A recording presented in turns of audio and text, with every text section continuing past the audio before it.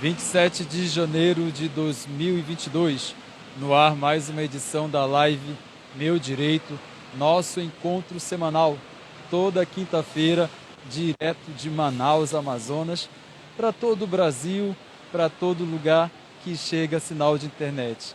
Já aqui agradecendo a presença do Med_Alan_Kalil, meu xará Alan, né? Alan, obrigado por já estar conectado aqui com a gente. Boa noite, seja bem-vindo. Elisa Chaves, também já ligadinha aqui com a gente na live Meu Direito. E o nosso convidado para discutir o tema da noite, o caos da segurança pública, Dr. Mário Vitor, já também conectado com a gente, que a gente já pode até mesmo fazer já a conexão com o Dr. Vitor, enviando já aqui solicitação para ele já entrar com a gente, né, nesse bate-papo, essa discussão de um tema tão necessário, tão importante e urgente, que precisa da participação de toda a sociedade. Boa noite, doutor Mário Vitor. O senhor me escuta bem? Sim, estou ouvindo bem. Boa noite, um abraço a todos aí. Apesar dessa chuva que assola, que está alagando Manaus aí, mas nós, graças a Deus, estamos aqui para mais um compromisso. Verdade. Doutor Mário Vitor, obrigado pela disponibilidade de estar aqui com a gente em mais uma edição da Live Meu Direito, nessa noite de quinta-feira de chuva em Manaus. E a gente sabe que daqui a pouco temos que discutir esse tema também sobre a infraestrutura, né? Saneamento básico. Chegando já com a gente, doutor Edgar Portela, direto do Rio de Janeiro, cidade maravilhosa. Doutor Edgar, boa noite, você me escuta bem? Seja bem-vindo. Boa noite, Alan, estou te escutando bem, muito obrigado. Boa noite, doutor Mário Vitor, meu amigo, e boa noite a todos que nos estão nos assistindo aí. Legal. O Joelson, vamos aqui mandar um alô, Joelson, Elisa, meu xará, Alan, tem já bastante pessoas aqui conectadas com a gente nessa noite de quinta-feira de chuva aqui em Manaus, viu, doutor Edgar Portela? Como é que tá aí a cidade maravilhosa? Rapaz, aqui no Rio de Janeiro está bem quente, aqui está bem quente, hoje foi uma tarde de sol, deu vontade de ir para a praia, mas o trabalho não deixou. Aqui não está dando praia, não é isso, doutor Mário Vitor? Não, aqui não está dando praia, aqui é só muita chuva, doutor Edgar. Deixa eu localizar aqui os senhores. Hoje eu estou direto do T2, o Terminal de Integração número 2, que fica aqui na Cachoeirinha, zona sul de Manaus. O T2 ele sofreu uma reforma aí recentemente. É um terminal de integração para as pessoas que vêm de outros bairros distantes e querem ter acesso ao centro de Manaus. Durante a tarde, no início da tarde, eu, Pablo, nosso multimídia, que transmite agora, do meu apoio nessa transmissão ao vivo, percorremos ali o terminal da Matriz, no centro de Manaus. Nós percorremos o T1, o Terminal de Integração 1, que fica ali na Avenida Constantino Neri, que também tem um fluxo muito grande de passageiros, conversando com as pessoas, fazendo enquete sobre o tema de hoje, que é o caos da segurança pública. Para você que acompanha o Instagram do Portal Meu Direito, viu aí nos stories que nós conversamos com algumas pessoas e a resposta, doutores, foi unânime. As pessoas não se sentem seguras, as pessoas cobram mais policiamento, cobram a presença do Estado. Elas saem de suas casas para trabalhar, para estudar, para fazer qualquer atividade. Pegam o transporte coletivo, fazem aí a conexão nesses terminais, não se sentem seguras. Então, esse é um pequeno raio-x do nosso percurso, da nossa jornada hoje, na tarde desta quinta-feira em Manaus, para trazer esse panorama do tema que é necessário, urgente e que em 2022, ano eleitoral, com certeza vai ser pauta pelos candidatos. Não é isso, doutor Edgar Portela? Na verdade, essa promessa se arrasta, né? Desde quando eu nasci, eu escuto os candidatos prometendo, né, que vão dar um jeito na segurança pública. Mas o que a gente vê é que parece que esse é um problema, como acontece na saúde, que não consegue ser sanado. Só aumenta, pelo contrário, né? Só aumenta. Infelizmente. Doutor Mário Vitor, quando nós conversamos sobre essa pauta, chegamos ali a ficar quase uma hora conversando no telefone, o senhor chegou a me apresentar um raio-x, né? O senhor como doutor, especialista, pesquisador da área da segurança, se debruça bastante, tem um olhar bastante apurado sobre esse tema. Mandar aqui um alô para o Paulo Cordeiro, já chegando com a gente. Paulo, boa noite, seja bem-vindo, obrigado pela sua presença. E o senhor, doutor Mário Vitor, e apresentou assim uma pincelada. Como que o senhor vê hoje o caos que está, né? Ontem, quarta-feira, nós presenciamos aí várias notícias sobre o caos da falta de segurança aqui em Manaus, helicóptero sendo incendiado ali no Aeroclube, dentro de uma área que é que é de propriedade da Secretaria de Segurança Pública. Nós tivemos aí episódios de vandalismo, terrorismo na cidade. Na teoria, vários programas, várias promessas é bonito, mas por que não é executado, doutor Mário Vitor? Você consegue responder essa pergunta para a gente? Bom, num primeiro momento eu gostaria de fazer uma observação. Por favor. Eu tenho acompanhado diuturnamente aí vários iluminados, né? Várias pessoas que se identificam aí como especialistas em segurança pública, cientistas em segurança pública, doutores em segurança pública, políticos, jornalistas, comentaristas. São várias as opiniões a respeito da segurança pública. Então eu quero dizer que, no momento, né, eu estou advogado e eu cheguei ao posto de coronel da Polícia Militar depois de praticamente 36 anos. Então, durante os 36 anos que eu convivi, que eu dediquei da minha vida mais da metade à sociedade, na defesa, no combate à criminalidade, e desprovido de qualquer vaidade, aqueles que estão me ouvindo, vão corroborar com o que eu estou dizendo, eu consegui gastar mais de 36 pares de coturnos. Então, eu vejo, né, muitas pessoas comentando sobre segurança pública e não têm a noção de realmente o que significa segurança pública. Né? Como você acabou de falar aí, um termo que é de chamar a atenção, um terrorismo. Então, você tem que ter um olhar além das circunstâncias. Esse desprivilégio, não estou falando privilégio, estou falando desprivilégio. Esse ônus não é só de Manaus. A violência ela está enraizada em todo o Brasil. Em todo o Brasil. Infelizmente. E quando se fala de segurança pública, é muito importante você prestar atenção que a segurança pública ela é simplesmente um dos pilares da organização social. E a sua problemática está associada a outros fatores, a outras áreas, como saúde, como educação, como direito, como a própria economia. A segurança pública ela é simplesmente um meio. A ordem pública é o fim, né? E com todas as suas ramificações, a segurança pública propriamente dita, a salubridade pública, a tranquilidade pública. Eu chego a dizer que a segurança pública, que é o meio onde a ordem pública é o fim, ela é um termo plurívico. Plurívico. Por que é um termo plurívico? Quando eu falo isso, eu explico. Apertar aqui a tecla SAP e transformar numa linguagem mais simples. É um termo plurívico porque, por exemplo, o doutor Edgar, como especialista, como um notório civilista, só na legislação civil aparece 5 vezes.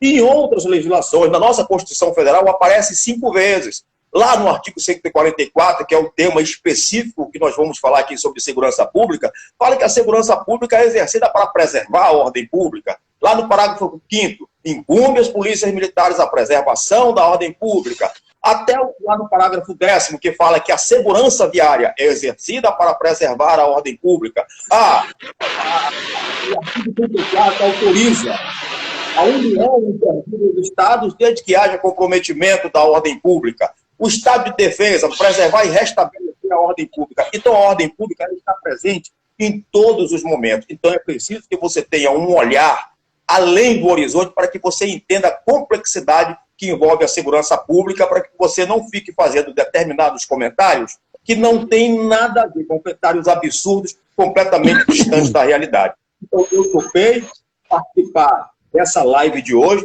para trazer um pouquinho da minha experiência. Foram 36 anos no combate à criminalidade, na defesa da sociedade, e consegui gastar muito mais de 36 segundos diariamente na defesa da sociedade. Então, é justamente por isso que eu estou aqui, para contribuir com um pouquinho que eu sei a respeito de segurança pública.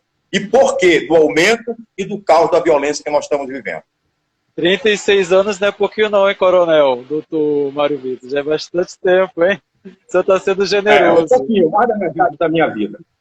Vamos aqui mandar um alô para o Isleno, que chegou aqui com a gente, a Vitória Santos, Fabi Rodrigues, Augusto Moura, Elane Anjos, já aqui bastante pessoas conectadas com a gente. Doutor Edgar Portela. E o seu xará também está aí, é o Alan, é um médico, sim, é um primo meu, ele está aí. Foi o primeiro, inclusive, a conectar, mandei um alô para ele. Rayan Batista também chegando agora, grande Alan, Rayan Batista, amigo jornalista, produtor, falando que nós somos o melhor portal, parceiro aí do portal do Maninho, grande portal também aqui da região.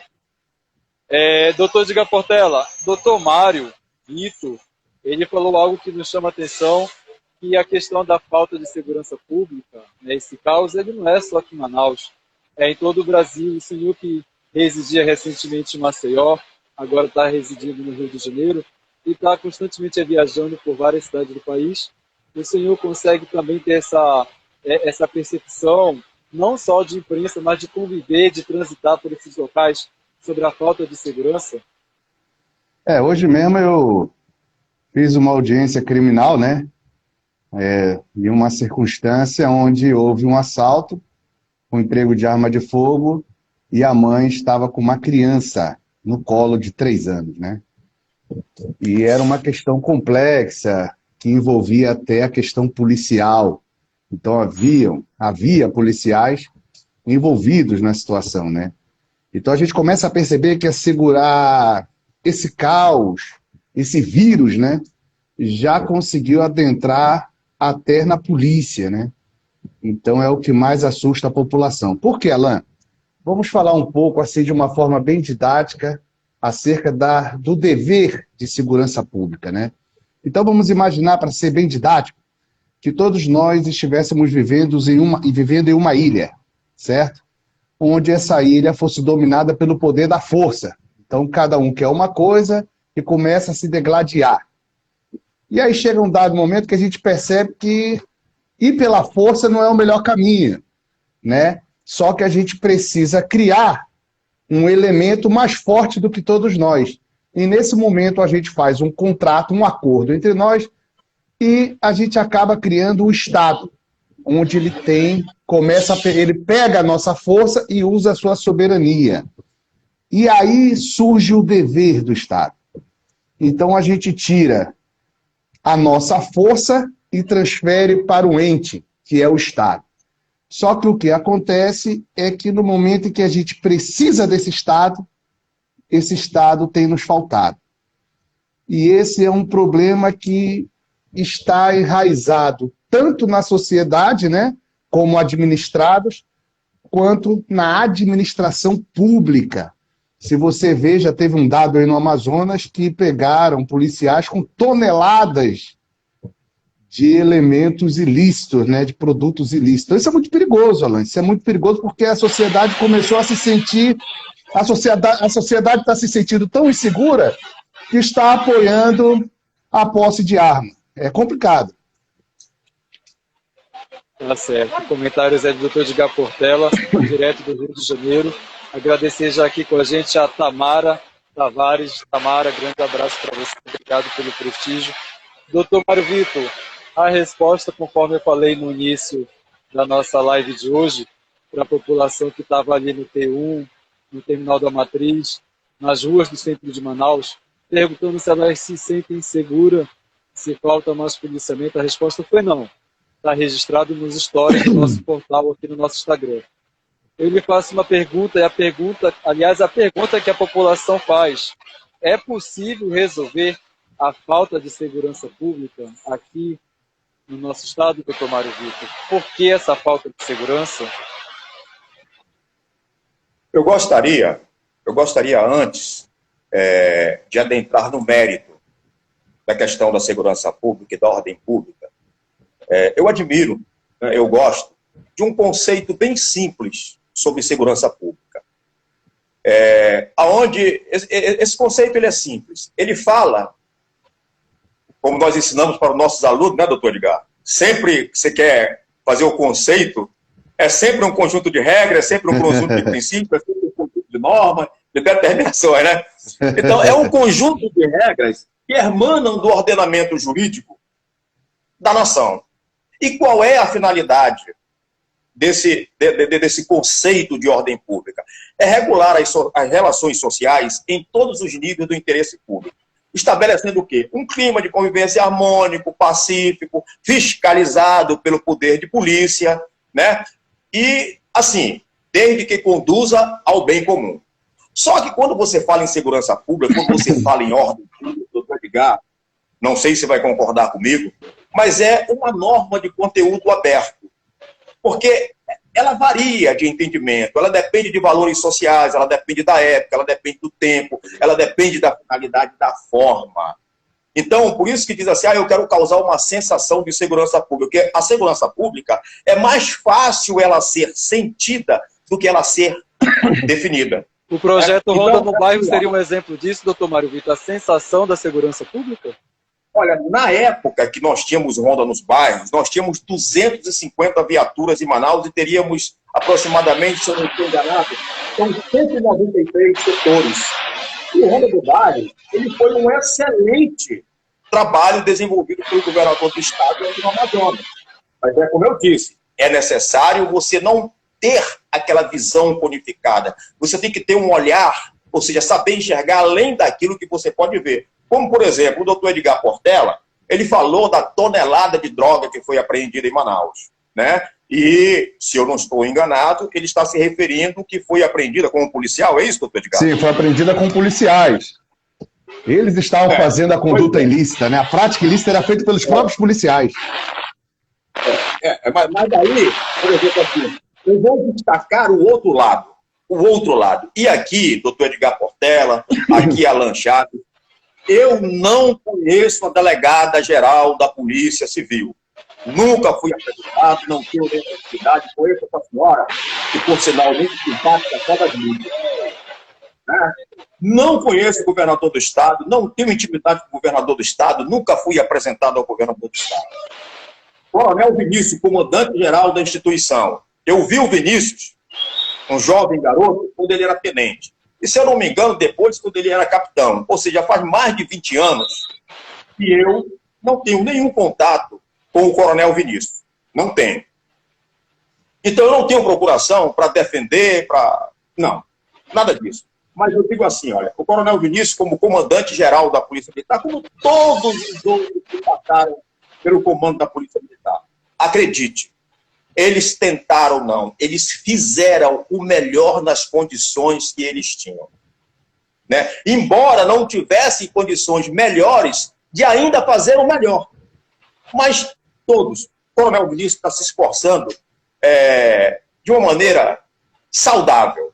Então o doutor Edgar Portela, por exemplo, ele falou dos 5 toneladas de droga que foram apreendidas, mas eu tenho acompanhado as operações policiais aqui em Manaus. Nós temos que ressaltar que só agora, em 2021, se eu não estou enganado, foram 109 operações deflagradas pelo Departamento de Repressão ao Crime Organizado. Foram 77 autos de prisões em flagrante. Nós tivemos aí 59 mandados de busca e apreensão. Se eu não me engano, foi aproximadamente mais de 1.200 viaturas de fuzil que foram apreendidos. Aqui no município de Maués, né, na Praia do Lobo, se eu não estou enganado, uma senhora que estava aí num bote, né, chegando na praia, e essa senhora estava dando luz. E ela foi auxiliada por policiais militares. Nós tivemos aqui em Anamã, no 3º GPM aqui, um incêndio de grandes proporções e 6 famílias foram socorridas, foram salvas por policiais militares. Policiais militares são bombeiros? Não, não são bombeiros. Policiais são parteiros? Não são parteiros. Mas é a contribuição da polícia. Agora, dia 22,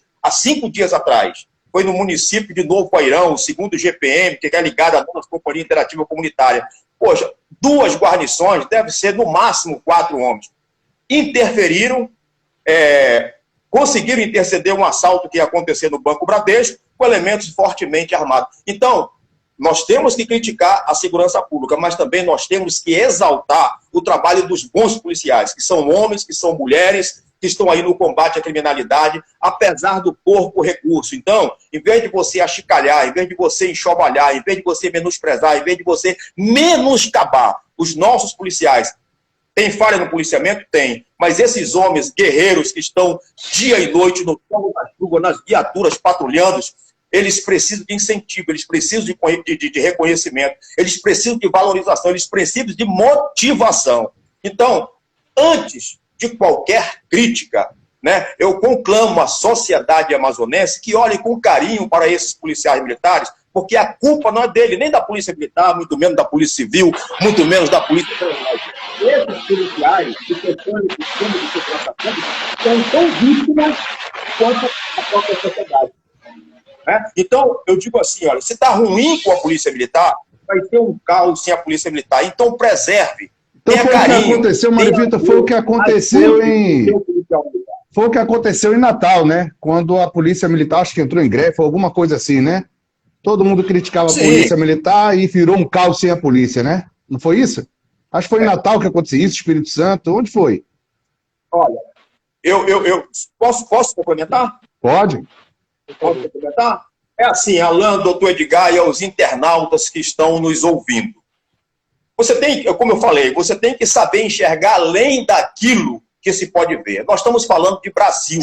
Eu não quero me referir especificamente a Manaus. Eu tenho que me referir ao contexto social para que você entenda onde está a origem, aonde está a falha da segurança pública. Seria leviano da minha parte se eu chegasse aqui e dissesse assim, poxa, o culpado pela falha na segurança pública tem uma parcela de responsabilidade? Tem, mas não é total. Eu não posso ser leviano, eu não posso ser enganoso, eu não posso faltar com a verdade. Eu estaria contrariando meus próprios princípios se eu chegasse aqui e atribuísse a falta de segurança pública, né, ao governador do Estado, ao delegado-geral da Polícia Civil, ao comandante-geral da Polícia Militar, a insegurança, a falência da segurança pública. Porque eu estou falando de 50 anos de políticas públicas fracassadas. Eu estou falando de 50 anos de políticas públicas atrasadas. Nós temos que ver que o Brasil, o nosso Brasil, esse rincão brasileiro aí, essa terra tão linda, né? O Brasil, ele é o maior país da América do Sul, ele é o maior país da América Latina. É um país que tem 8,5 bilhões de quilômetros quadrados. É um país que tem 212 milhões de brasileiros.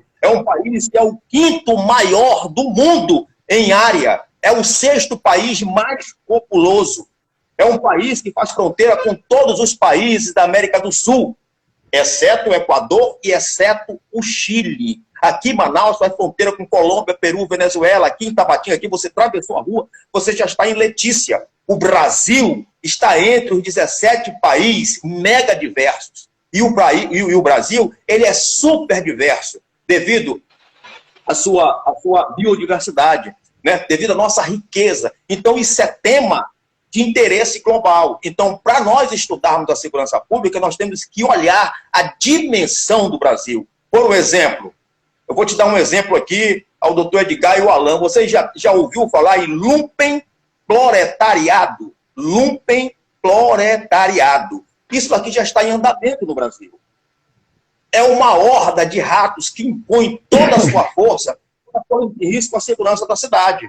Ou seja, transformando isso aqui em miúdos. Quando você vê o traficante André do Rep ser solto, após um HC concedido pelo STF, quando você vê um camarada com 188 quilos de cocaína ser liberado pelo STF porque ele tem bons antecedentes, quando você vê 242,4 bilhões desviados da saúde pública, quando você vê, por exemplo, um ministro do STF proibindo as forças regulares proibidas de subir o morro para combater a criminalidade, há aquela interseção. Nesse momento, você está permitindo um reagrupamento, você está permitindo uma reorganização, você está permitindo o aperfeiçoamento de técnicas de guerrilha e de combate urbano. Hoje o Brasil vive uma guerra. Hoje o Brasil vive um combate urbano intenso. Então você precisa abandonar essa percepção simplória de só querer atribuir a responsabilidade ao nosso governador, querer atribuir a responsabilidade ao comandante-geral da Polícia Militar, à delegada-geral da Polícia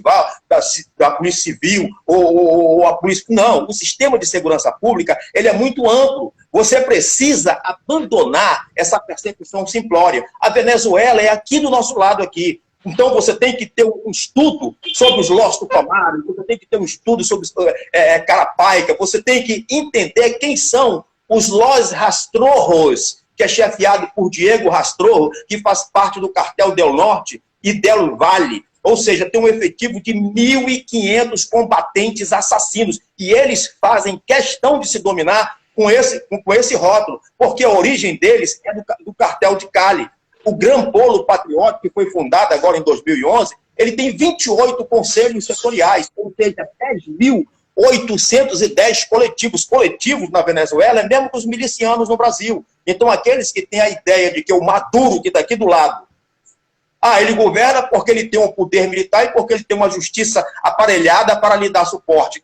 É verdade, mas também existem centenas e centenas de coletivos de milicianos que apoiam. Se você um dia tiver a oportunidade de assistir a live, de participar de palestra, como eu já participei, do juiz Odilon de Oliveira, lá de Ponta Porã, no Paraná, esse juiz, ele é catedrático, ele tem experiência, o cara anda com um batalhão de segurança, porque ele é um camarada implacável, já foi mais do que constatado que as Farc têm dado treinamento para organizações criminosas no Brasil. Se você vê essa ação de grupos armados que tiveram agora em Criciúma, que tiveram em Cametá, que tiveram em Araraquaras, esta mesma, que nós tivemos aqui em frente ao Fórum Enoque Reis, aqui uma viatura da Polícia Civil metralhada.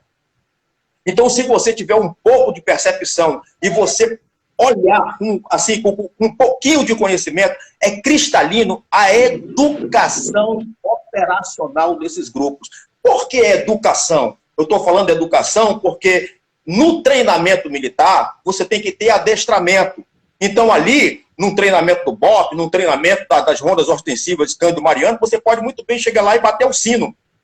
Esse pessoal, não. Ele que tem treinamento das Farc, que estão dando treinamento lá no Morro do Rio de Janeiro, né? Um treinamento educacional, operacional, porque se ele errar, ele não tem oportunidade de bater o sino, não. Se ele errar, ele vai morrer, a cabeça dele vai ser decapitada. Então, basta você observar o tipo de armamento, fuzil 762, fuzil 556, HK, .50, o tipo de deslocamento tático, deslocamento técnico, o tipo de inundação, ou seja, de adentramento, né? A contenção, a demarcação de perímetro interno, de perímetro externo, a comunicação, as atividades compartimentadas, você vai ver que esses grupos, o custo é muito alto, ali envolve milhões.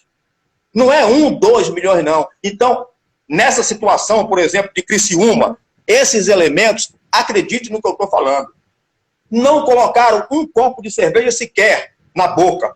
Sabe por quê? Porque não pode errar. É o que eu te digo, eles têm educação operacional. Então, aquilo ali rende muito dinheiro. Rende muito dinheiro. Uma atividade daquela é um lucro de quase 10 bilhões de reais. Ou mais. E é uma atividade paralela. O treinamento de um grupo daquele é no mínimo 6 meses. E esses grupos estão, talvez, mas talvez não, eu tenho certeza, bem mais aparelhados do que as nossas forças regulares, do que as nossas forças de segurança. Porque existe uma desígnia do Estado muito grande. Segurança pública é muito caro segurança pública. Então é preciso que você tenha um olhar mais apurado, né, para que você possa entender o contexto da segurança pública. Então é muito fácil. Quando o Fachin proíbe a polícia de subir o morro, que os camaradas têm tempo de se organizar, têm tempo de se efetivar, de adquirir mais técnica, isso aqui tem reflexo aqui em Manaus, tem reflexo em Fortaleza, tem reflexo em Belém, tem reflexo em Pernambuco, porque aqui em Manaus, antigamente, se falava em facções criminosas, se falava em organizações criminosas. Hoje nós temos cartéis. E eu não estou falando da Lei 8.137, que fala do ajuste das empresas para controlar preço, não. Eu estou falando de cartéis criminosos. Eu não vou aqui citar, porque eu, como advogado e professor de direito penal, não vou fazer apologia ao crime. Mas quando acontecem essas coisas, lá no Rio de Janeiro, em São Paulo, essa guerra urbana, tem reflexo aqui em Manaus. Então, é preciso você entender a origem para poder você ter condições de de discutir, de combater, de dialogar, de contextualizar sobre a segurança pública. Perfeito. Doutor Mário Vitor, nesse momento compartilhando com você que está acompanhando a live Meu Direito, nesta quinta-feira, 27 de janeiro de 2022, o que acontece no Rio de Janeiro, São Paulo, nós temos reflexos aqui em Manaus. Quando o ministro do STF proíbe a polícia de ter acesso em áreas tomadas pelo tráfico por organizações criminosas, nós temos reflexos aqui no Estado. Doutor Mário Vitor agora fazendo esse alerta para a sociedade e acrescentando que fazer segurança é caro, custa muito caro do nosso bolso, porque se trata de recursos públicos. Doutor Mário Vitor, doutor Edgar Portela, vamos aqui à participação do nosso internauta. Nesse momento, agradecer aqui a presença da Bergamini Shirley, já conectado aqui com a gente. O Alan Calil, meu xará, ele comenta a intensa presença de facções do crime organizado e de disputa entre elas pelas rotas nacionais e transnacionais de drogas que cruzam a região contribui com a elevação das taxas de homicídios e mortes. O doutor Mário Vitor falou justamente sobre essas fronteiras que fazem aí essas áreas de fronteiras com o Brasil e aqui no Amazonas. Então acaba que o comentário do meu xará Alain, né, ratifica as colocações que o doutor Mário Vitor fez agora. Agradecer a presença do doutor professor Jorge Fernando, conectado com a gente, estreou live já o artigo da semana. A Elisa Chaves, fazendo aqui, contribuindo, doutor Edgar Portela, que sobre aquele caos da paralisação dos policiais militares foi no Ceará. O Augusto Moro, ele falando que já foi abordado sobre o cara que a juíza soltou em nome de alta periculosidade. Eu acho que seria uma pergunta, né? O Augusto Moro perguntando se já foi abordado sobre o cara que a juíza soltou ontem, alegando alta periculosidade. Eu não tô sabendo desse caso, não sei se os doutores sabem do que se trata, podem comentar, por favor. Agradecer a presença da doutora Charliane Silva, Brasília, conectada com a gente, Pereira Ponte e várias.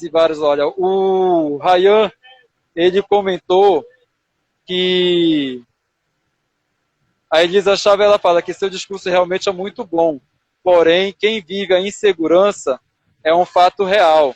E só quem vive com medo a cada esquina é que sabe como é ruim chegar em uma delegacia para fazer um BO. E nada acontecer.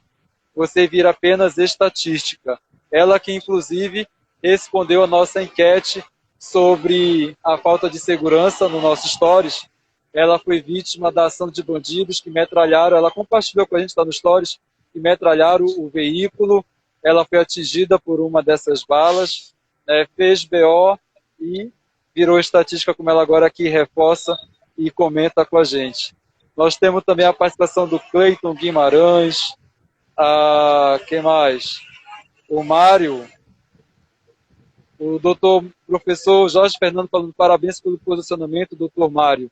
Uma excelente noite a todos. Bastante pessoas aqui conectadas já com a gente, o Felipe, Roger, o Alan, ele continua aqui os déficits de segurança e estrutura do aparato de segurança pública, sobretudo na capacidade de investigação criminal dos ilícitos e delitos cometidos na região do Amazonas.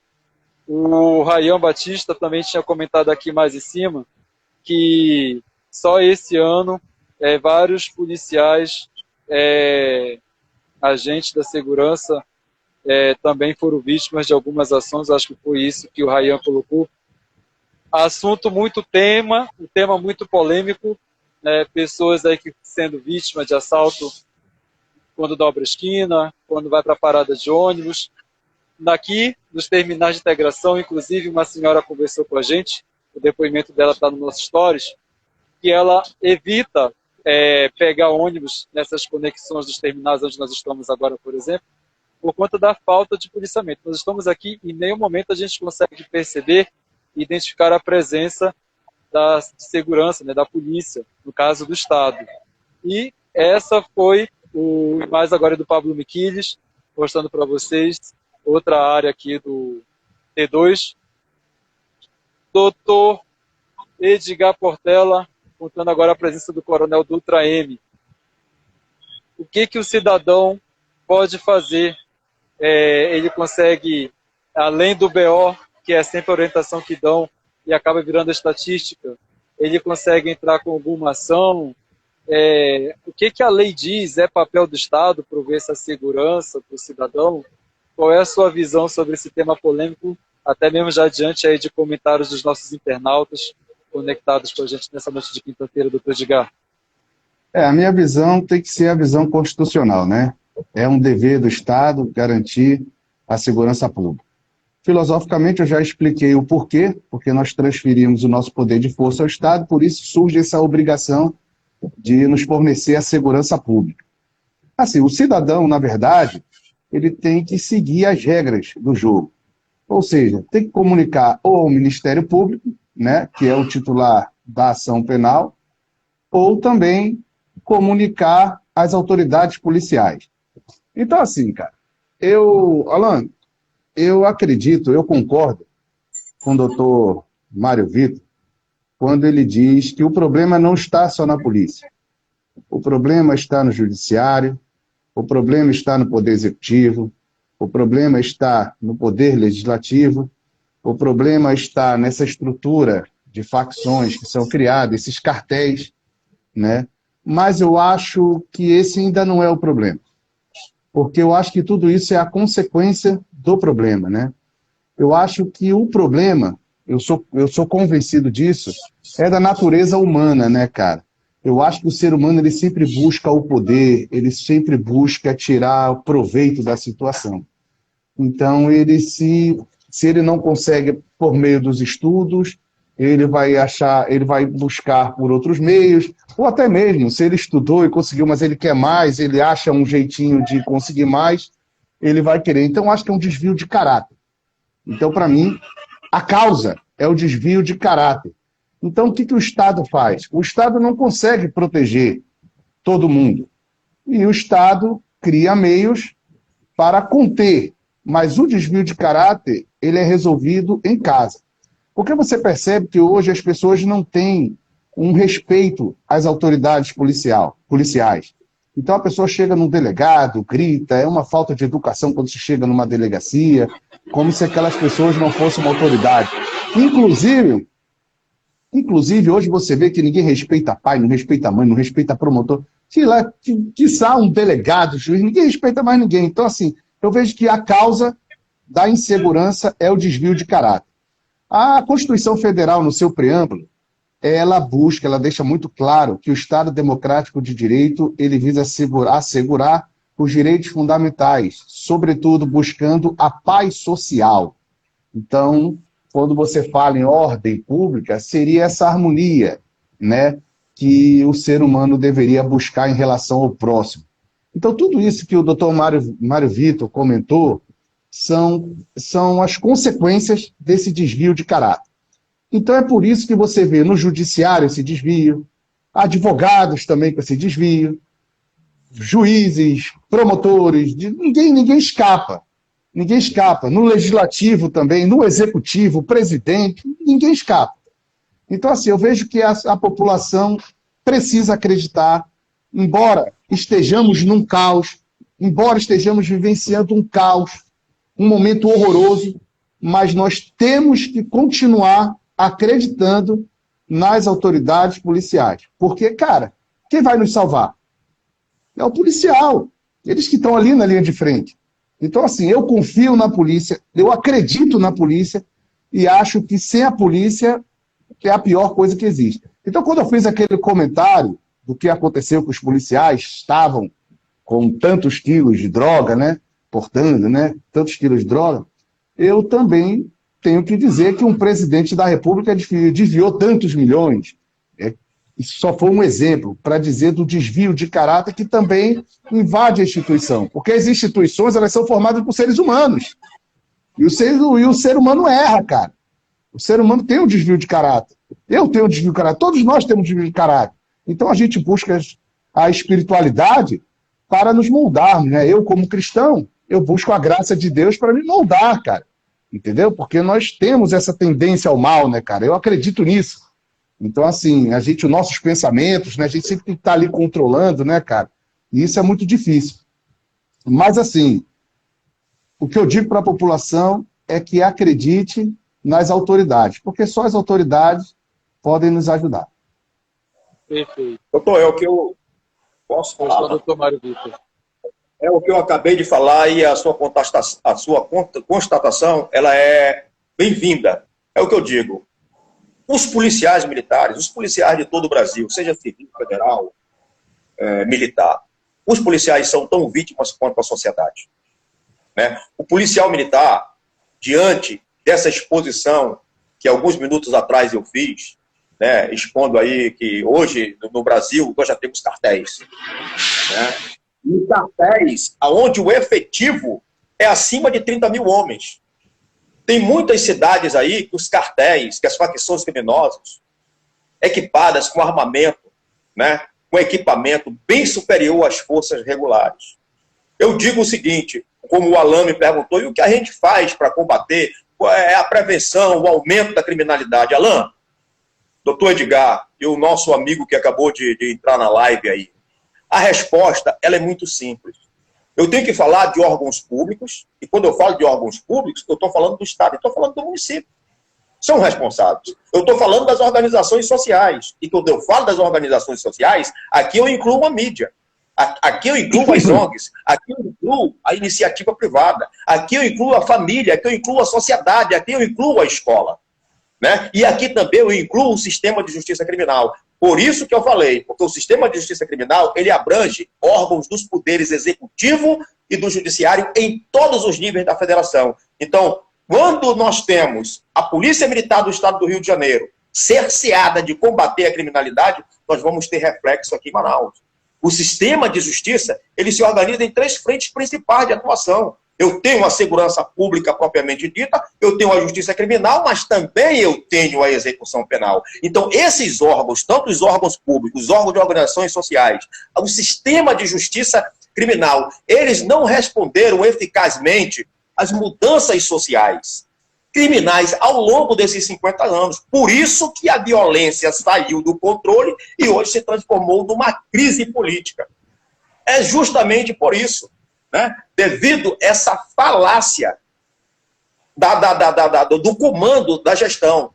Como eu falei, nós temos cidades, né, nós temos determinados locais, que o efetivo é bem superior das forças regulares. E as nossas forças regulares, a nossa polícia propriamente dita, ela está fazendo além do limite, do razoável, que é enfrentar fuzil 556, fuzil 762, enfrentar .50 com uma simples pistola, .40. Aí você vai e me pergunta, mas, doutor, por quê? Isso se deve a quê? Isso se deve, além do Brasil ser um país muito rico, o mercado da droga. O mercado da droga, ele envolve bilhões. Sabe o que é bilhões? Envolve bilhões. Né? A nossa política de segurança pública, ela é equivocada. Doutor Edgar, a nossa política de segurança pública, ela é equivocada. E justamente por isso se prende muito. Então, contribui para o encarceramento de massa. Se contribui para o encarceramento de massa, aí vem o desenvolvimento e fortalecimento das organizações criminosas. Eu digo assim, ó, só complementando. Existe uma certa responsabilidade dos nossos gestores públicos? Existe. E eu vou te dar como exemplo aqui, bem simples. Atualmente, agora aqui em Manaus, aqui, os policiais que estão me ouvindo, foi adquirido aí viaturas Ranger. O governador comprou viaturas Ranger para a Polícia Militar. Viaturas automáticas. Será que nós precisamos de viatura Ranger automática? Eu não quero viatura Ranger automática, eu quero uma viatura de 4 portas que eu possa ter uma saída rápida, um desembarque rápido, inclusive a viatura em movimento, mas eu preciso que essa viatura ela seja blindada. Eu preciso que pelo menos os vidros dessa viatura tenham proteção contra projetil de arma de fogo. Eu vi agora mesmo aí, por exemplo, mas o governador, ele foi muito sensível, comprou equipamento, comprou armamento, comprou coletes para a Polícia Militar. Simples. Vou te dar um exemplo simples. Foi feito sequer uma grade para a compra desses coletes? Eu tenho um colete P, eu tenho um colete M, eu tenho um colete G, eu tenho um colete GG, eu tenho um colete EXZ. Comprou 1000 coletes? Comprou 1000 coletes? Ok. Mas quantos coletes tamanho M? Quantos coletes tamanho G? A nossa tropa está obesa. Um colete tamanho M não vai dar num cidadão, num policial militar que pesa 120. Nós tivemos, inclusive, um vídeo em Manaus, que serviu até de chacota, de brincadeira, de um policial altamente gordo entrando na viatura. Será que um colete M, um colete GG cabe naquele cidadão? Com todo respeito, né? Não cabe. Então nós temos aí, eu estou falando de quê? Eu estou falando de calorimetria diferenciada de varredura. O que é isso? Transformando. É o DSG, eu estou falando de ciclo químico. Eu estou falando de temperatura, eu estou falando de armazenamento. Você vê o nosso policial militar, ele sair do serviço e colete, depois de 12 horas de serviço, passar o colete suado para o companheiro. O camarada colocar o colete na mala do carro. Sujeito à intempérie, sujeito ao calor. Muitas vezes é maldade do policial, não, mas é falta de orientação. Então as pessoas que querem a segurança pública, principalmente encarcelado nos seus gabinetes, eles não entendem sequer o modus operandi da vagabundagem. Nós temos policiais aí, né, policiais de gabinete, que estão pensando ainda que porque o cidadão infrator tem uma tatuagem de palhaço no braço, é para matar policial. Ele ainda está com aquela ideia, ele passa a ver um tênis pendurado no fio de alta tensão, ele acha que foi um bêbado que estava fazendo malabarismo, que jogou aquilo ali para cima e ficou engatado no fio de alta tensão. Nós temos diversos carros em Manaus com uma latinha, no Brasil todo, com uma latinha na antena do carro. Não sei se vocês já prestaram atenção. Isso aí é para melhorar a sonoridade do carro. Existe um modelo de polícia? Nós não temos, não existe um modelo de polícia. O que existe são práticas eficazes para o controle da criminalidade. E você precisa investir o quê? Primeiro, na especialização profissional. Você precisa investir, porque você tem que ver se o homem tem vocação para esse sacerdócio. Você tem que trabalhar em estatística, tem que trabalhar em informação, você tem que trabalhar em prevenção e você tem que trabalhar no policiamento comunitário. É isso que a sociedade quer. A sociedade quer vigilância, a sociedade quer proteção e a sociedade quer cuidado.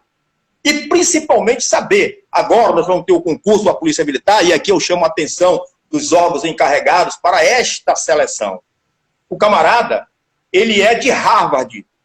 A mente brilhante, 10 em todas as matérias, primeiro lugar em todos os concursos. Mas será que ele tem vocação para ser policial militar?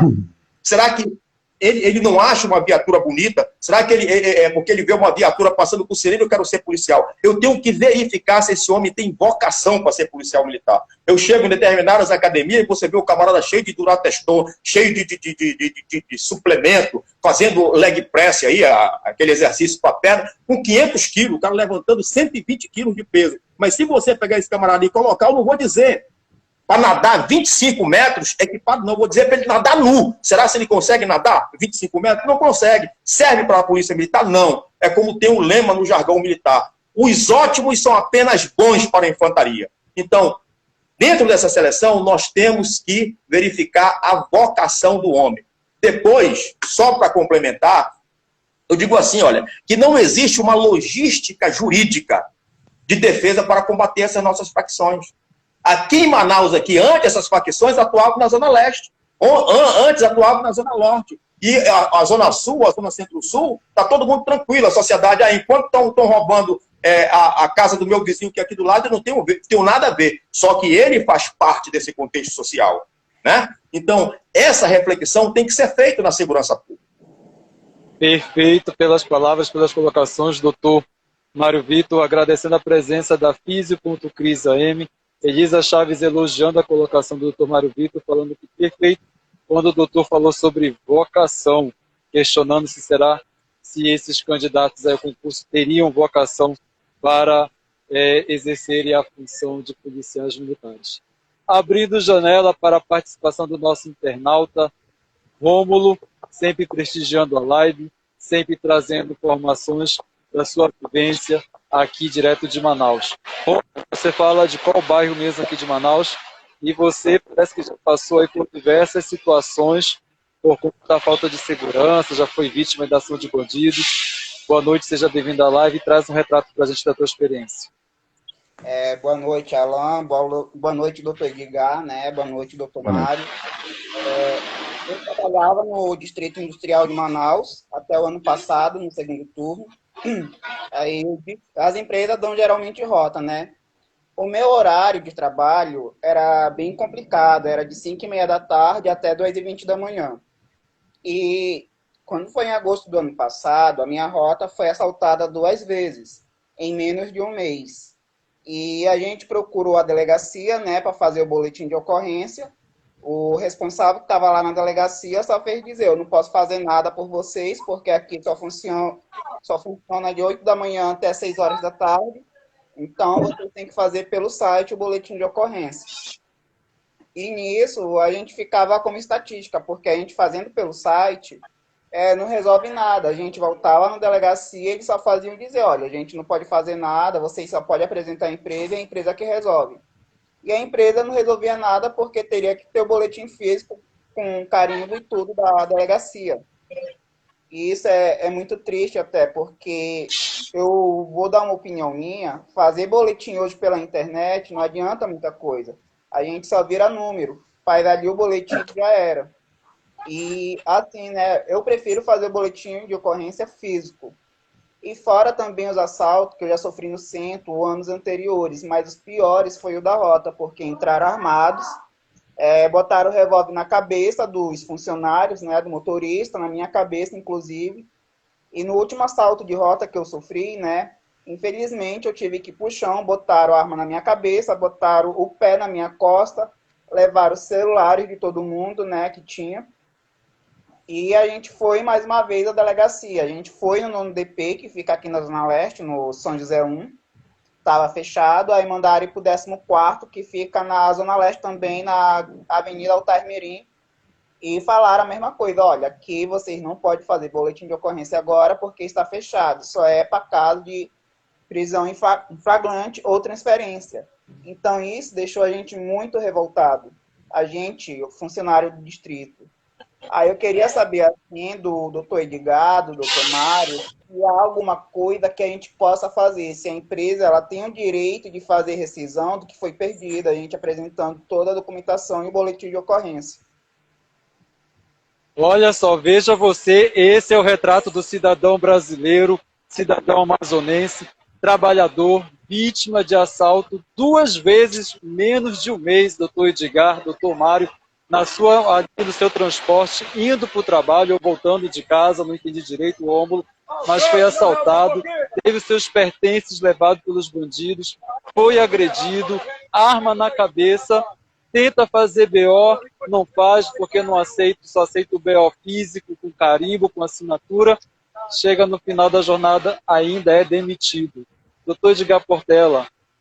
Só falando um pouco, os assaltos foi de volta para casa na madrugada, sendo que para mim poder descer na porta de casa, eu pagava R$60 com uma segurança privada ainda. Porque não tinha viatura na rua para fazer volta. Eu acho que a gente não encontra um retrato pior do que essa não, doutor Edgar. Qual a sua visão jurídica, doutor Edgar Portela, sobre a situação, todo esse transtorno psicológico, né, que o Rômulo está trazendo para a gente da sua vivência, 2 vezes, menos de um mês na viatura, voltando para casa de uma jornada exaustiva de trabalho, é demitido. Como é que fica, doutor Edgar Portela? Nos traga algum afago para essa angústia. Um abraço para Belém do Pará, Jardel, prestigiando a gente nessa noite, doutor Edgar Portela. Na verdade, eu não entendi. Ele foi assaltado e foi demitido por qual motivo? Como? Esclarece Foi término de contrato em novembro do ano passado. A empresa Aí fez você foi... de contrato. Mas você não foi demitido pelo fato de ter sido assaltado, não, né? A rota que eu pertencia foi todos demitidos, só que a empresa não demitiu, só disse que era término de contrato. Tá bom, mas a motivação do distrato do término do contrato não foi exatamente a falta de segurança. Foi algum argumento que eles deram, que não queria mais, que não iam renovar o contrato e rescindiram, é isso? Exato. Alguma vez a empresa ressarceu teu aparelho de telefone, Rômulo? Ah, não, a gente tentou, a empresa disse que não tinha seguro para ressarcir, né, e que não tinha como pagar a escolta para madrugada, né, para fazer a escolta da rota. Aí, Doutor como eu Edgar, falei, Entendi. foi o Nesse seguinte, ponto eu pagava a R$ 100. empresa, ela, a empresa ela tem a obrigação, né, de preservar pela a integridade física, né, e psíquica do colaborador. Nesse ponto, até a doutora Sabrina, né, que faz a nossa questão trabalhista no portal, ela pode trazer uma orientação melhor. Mas eu entendo que a empresa teria uma certa responsabilidade, mas eu teria que analisar o caso concreto com maior profundidade. Agora, o que você falou aqui que me chamou a atenção foi você ter se sentido inseguro com relação ao BO virtual, né, o boletim de ocorrência virtual. que Por que inclusive você se não foi sentiu aceito seguro? pela empresa, foi isso, Rômulo? Isso, a empresa não aceitou, aí a gente teve que voltar no dia seguinte na delegacia para poder fazer um físico. Não, a empresa tem que aceitar, porque se o Estado disponibiliza essa forma de boletim de ocorrência, né, da notícia crime, de comunicar o crime, eu entendo que a empresa, nesse caso, errou, né? E você poderia buscar o judiciário, o Poder Judiciário, um advogado, para buscar os seus direitos. Mas eu queria te fazer uma pergunta. Aqui agora eu vou dar uma de entrevistador aqui, porque eu gostei do seu caso. Mas assim, por que você entende, por que você se sente inseguro com a questão do boletim virtual, né? O boletim de ocorrência virtual? Qual seria a diferença para você, no seu ponto de vista, do boletim virtual para o boletim ali corpo a corpo, boletim de ocorrência que você vai na delegacia e faz o registro? Por que você se sente mais seguro com o boletim presencial do que com o boletim virtual? É porque, assim, quando eu fiz o boletim físico, muito antes de trabalhar no distrito, na delegacia, né, que eu fui assaltado, eu consegui recuperar alguns bens meus, né, através do boletim realizado na delegacia. Já no boletim virtual, eu tentei recuperar, né, mas não teve muito sucesso. Só falaram que a gente ia ficar como estatística lá. Ah, então porque houve um resultado, né? No boletim físico, né? No boletim de ocorrência físico, você teve um resultado efetivo da polícia, é isso? E isso, até porque quando a gente vai na delegacia e faz o boletim físico, eles vão logo fazer a ronda, né? Se a gente souber as características e der o local exato onde a gente foi assaltado, o resultado sai mais rápido do que o físico. Sim, aí você foi vítima. Aí você foi vítima de alguns crimes, não é isso? Você foi vítima da prática de alguns crimes e a empresa te desamparou, foi isso? Isso, a empresa ela desamparou, disse que não podia fazer nada, né? Que só poderia aguardar Olha, o boletim. nós temos aqui rapidinho, Rômulo, doutor Edgar, nós temos aqui um cidadão que está questionando sobre a falta de polícia, a falta de segurança. Como é que é a questão aqui no Terminal 2? Eu sou ambulante, eu sou vendedor no coletivo. Mas assaltar o coletivo aqui no Terminal 2 é difícil. Mas a cobrança do Terminal 2 é cobrança, mano. É matança. Só isso. Você estava cobrando a falta da polícia aqui. Não, sabe o que quer? Sabe o que quer? Não tem atitude. Eu sou ambulante, eu sou muzeiro. Eu sou muzeiro. Ok, obrigado pela participação. Nós temos aqui um ambulante, né, reclamando da falta da presença da polícia no ônibus, aqui no T2. Aqui nós vamos à participação do internauta, nós já estamos nos aproximando de 1 hora de live Meu Direito. Agradecer aqui a presença da Cida Alves, direto de São Paulo, participando com a gente, sempre também nos prestigiando. Doutor Edgar, doutor Mário Vitor, vamos aqui mandar um abraço para o Alan, comentando, super participativo, dizendo que esta é a maior demonstração de força das facções do Amazonas. Comentário dele anterior, ele disse que no ano de 2021, tanto a capital de Manaus, interior do Amazonas, sofreram ataques e incêndios a delegacias, escolas, praças, obras públicas e agências bancárias por causa da morte de um traficante.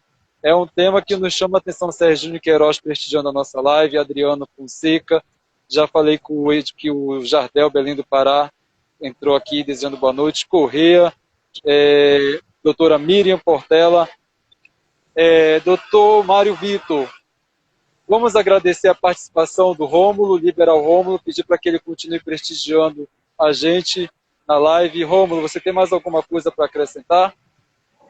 Não, né, assim, só reforçar o pedido de todos, né, que o governo volte com os horários das delegacias, né, 24 horas como era antes, porque esse horário diferenciado é muito complicado para o cidadão. Por exemplo, se uma casa for assaltada agora de noite, como é que vai ficar a situação dessa casa?